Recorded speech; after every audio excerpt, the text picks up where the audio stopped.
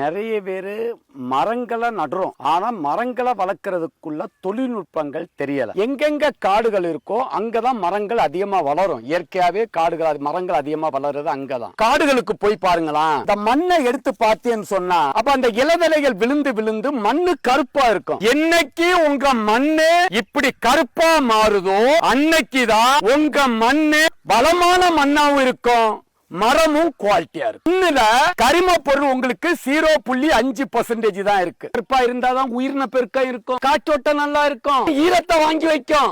அப்ப மண்ணை கருப்பா மாத்துறதுக்கு தான் நம்ம பசுமை பூமி இயற்கை விவசாயத்துல கற்பக ஆர்கானிக் கலப்போறோம்னு விவசாயிகளுக்கு குறைஞ்ச செலவுல இயற்கை வடிவத்துல கொடுத்துக்கிட்டு இருக்க. என்ன மரம், மரப்பயிறு, காய்கறிகள் 100 கிலோ ஒரு ஏக்கருக்கு இப்படி விசிறி விட்டு தண்ணிய பாய்ச்சின்னு சொன்னா இந்த மண்ணு கருப்பா மாறிடும்.